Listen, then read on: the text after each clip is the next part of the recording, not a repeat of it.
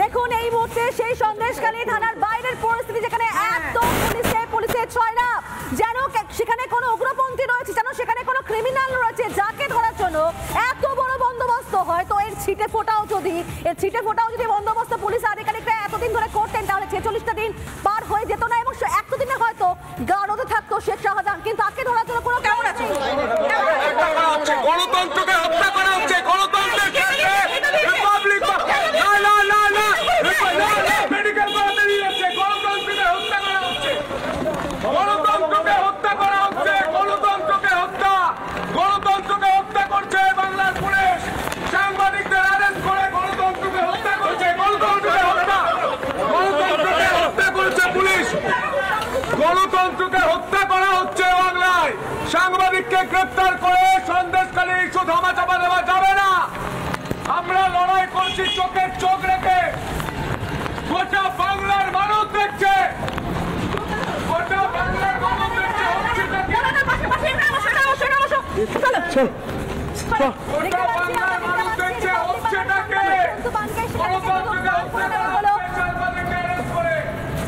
সমাজিতাও রয়েছেন আমাদের সঙ্গে। সমাজিতা, সন্তুকে কোথায় নিয়ে যাওয়া হচ্ছে? থানা থেকে তো বের করা হলো, আমাদের সাংবাদিক সন্তু পানকে কোথায় নিয়ে যাওয়া হচ্ছে টোটো করে? কোনো ধরনের মেডিকেল দিয়েছে?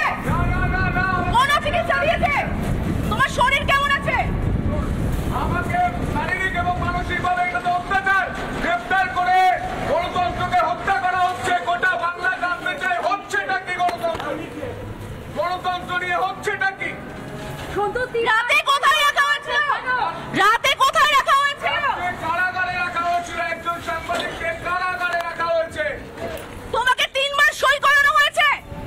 আর 3 বার সই করানো হয়েছে অ্যারেস্টের মধ্যে, 3 বার জোর করে 3 বার অ্যারেস্টের মধ্যে সই। তুমি প্রতিবার অ্যারেস্ট মেমোটা দেখতে পেরেছিলে? কি লেখা ছিল? না আমাকে 3 বার অ্যারেস্টের মধ্যে জোর করে হর্ন দেওয়া হচ্ছে।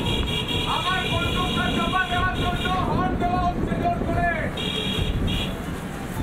কোনোভাবে তোমার কণ্ঠস্বর দমানো যাবে না। সন্তু, গোটা বাংলার মানুষ তোমার সঙ্গে আছে, বলো কি বলতে চাও? গণতন্ত্রকে হত্যা করা হচ্ছে, গোটা বাংলার মানুষ জানতে চাই হচ্ছেটা কি, গোটা বাংলার মানুষ জানতে চাই হচ্ছেটা কি। গণতন্ত্র হত্যা করা হচ্ছে, গোটা বাংলার মানুষ দেখুন সাংবাদিককে অ্যারেস্ট করে গণতন্ত্র হত্যা করা হচ্ছে, গণতন্ত্রকে হত্যা করা হচ্ছে।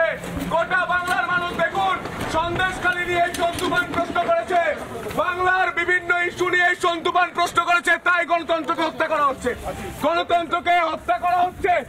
আমাকে শারীরিক এবং মানসিক ভাবে হেনস্থা করা হচ্ছে, গণতন্ত্রকে হত্যা করা হচ্ছে। তুমি অ্যারেস্ট মেমো দেখতে পেয়েছিলে? অ্যারেস্ট মেমো দেখতে পেয়েছিলে? না 3 বার অ্যারেস্ট মেমোতে সই। দেখুন এভাবে বল প্রয়োগ করে গোটা বাংলার মানুষ দেখুন শারীরিক এবং মানসিক ভাবে অত্যাচার করা হচ্ছে একজন সাংবাদিককে অ্যারেস্ট করে। এবং আমরা প্রশ্ন করেছিলাম চোখে চোখ রেখে কথা হবে, চোখে চোখ রেখে সমাধিতা। গোটা বাংলার মানুষ দেখুন যে সন্তুপান আপনাদের হয়ে কথা বলে, সেই সন্তুপানকে আজকে অ্যারেস্ট করেছে সন্দেশখালী থানার পুলিশ। সন্দেশখালীর মা বোনদের সুরক্ষা দিতে পারে না, আর এই সাংবাদিকদের অ্যারেস্ট করতে পারে এই পুলিশ। আমাকে জোর করে 3 বার অ্যারেস্ট মেমোতে সই করানো হয়েছে, সারা রাত শারীরিক এবং মানসিক অত্যাচার করা হয়েছে। গোটা বাংলার মানুষ দেখুন হচ্ছেটা কি গণতন্ত্র নিয়ে। গোটা বাংলার মানুষ দেখুন, গোটা বাংলার মানুষ দেখুন, গোটা বাংলার মানুষ দেখুন হচ্ছেটা কি। আমার চালু না, গোটা বাংলার মানুষ দেখুন হচ্ছেটা কি গণতন্ত্র।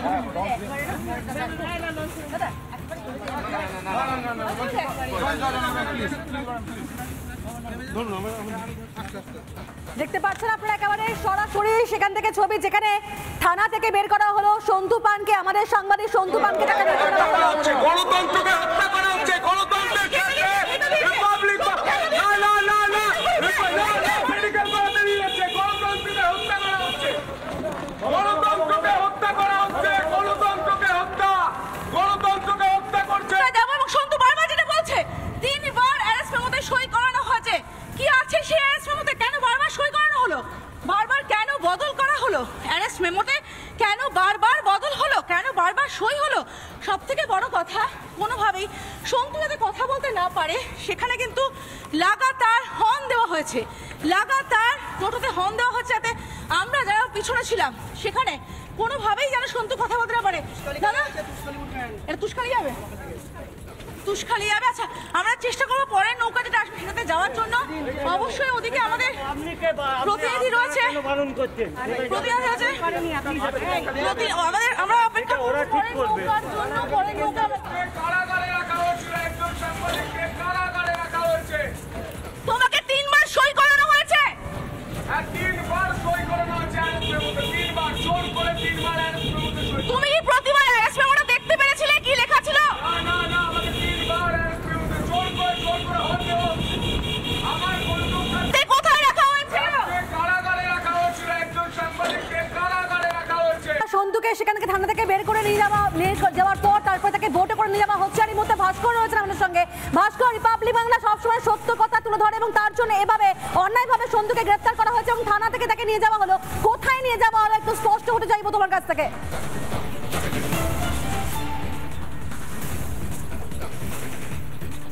একদমই প্রিয়, দেখো এই মুহূর্তে আমরাও এখনো দ্বন্দ্বে, কারণ যে বোটে করে আমাদের প্রতিনিধি সন্তু পানকে মেডিকেল টেস্টের জন্য নিয়ে যাওয়া হচ্ছে সেই বোট এই মুহূর্তে মাঝ নদীতে দাঁড় করিয়ে রাখা হয়েছে।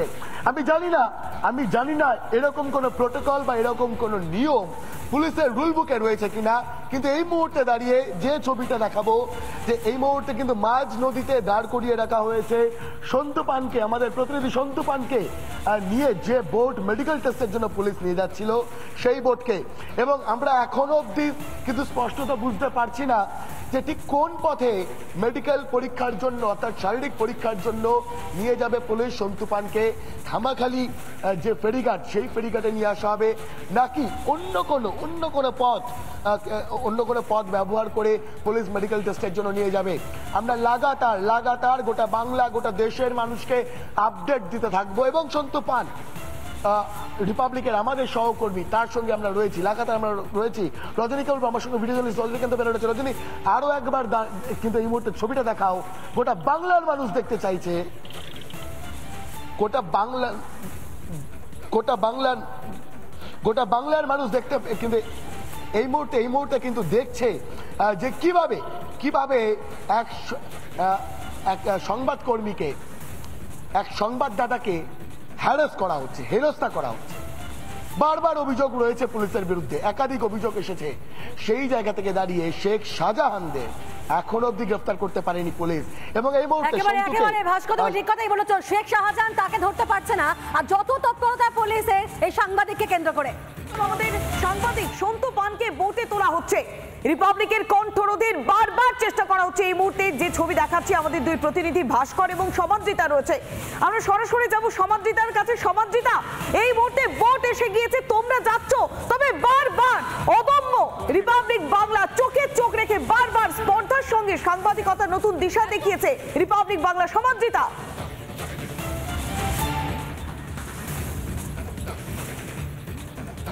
দেখো পৌলমী, আমরা লাগাতার ওখানে ছিলাম এবং লাগাতার প্রথম দিন আমি পিঙ্কি গিয়েছিলাম, তারপরে মধুকল্পিতা গেছে, বিশাখা গেছে, তনয়াও রয়েছে আজকে।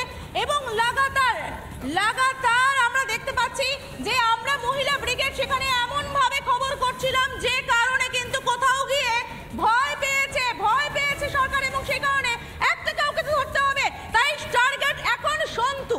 একটা কাউকে ধরতে হবে, তাই টার্গেট এখন সন্তু। যে ছবি দেখতে পাচ্ছ এই মুহূর্তে সন্তুর ছবি সরাসরি দেখতে পাচ্ছিলে, বন্ধ করে দেওয়া হলো যাতে সন্তুকে দেখতে না পাওয়া যায়। কিন্তু একটা কথা খুব পরিষ্কার বলে দিচ্ছি যে লাগাতার রিপাবলিক বাংলার মহিলা ব্রিগেড তারা লাগাতার সন্দেশখালীতে পড়েছিল, লাগাতার সন্দেশখালী থেকে খবর করে গেছে, সন্দেশখালী মা বোনেদের যন্ত্রণার কথা বারবার তুলে ধরেছে।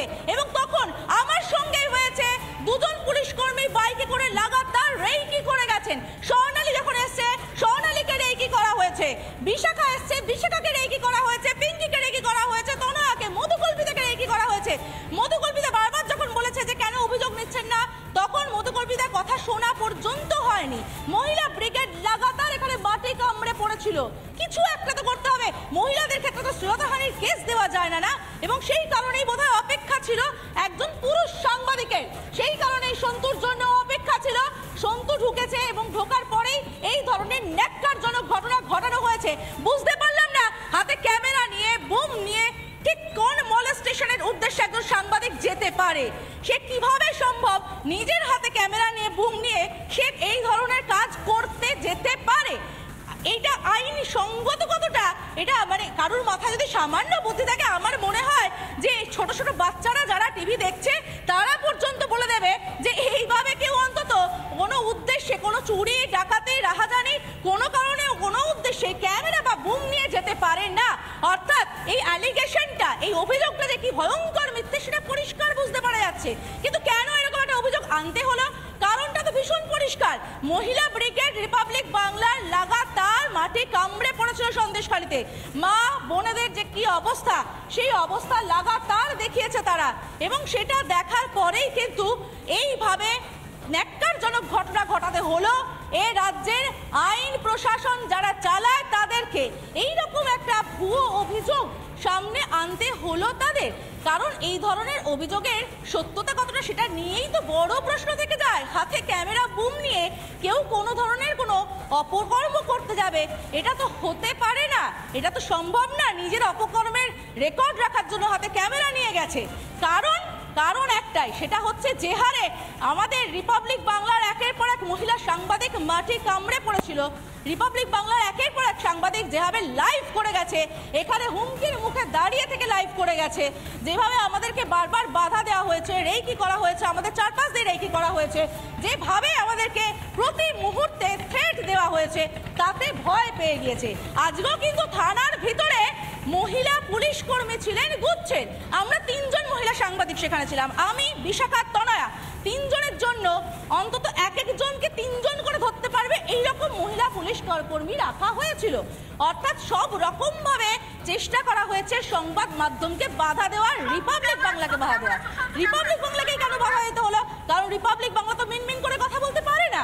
রিপাবলিক বাংলা তো প্রথম থেকে সোচ্চার হয়েছে মানুষের জন্য, সেটাই তো নিতে পারছে না এ রাজ্যের প্রশাসক। কারণ তারা শেখ শাহজাহানকে ধরার সমাদ্রিতা তুমি আমাদের সঙ্গে এই মুহূর্তে থাকো।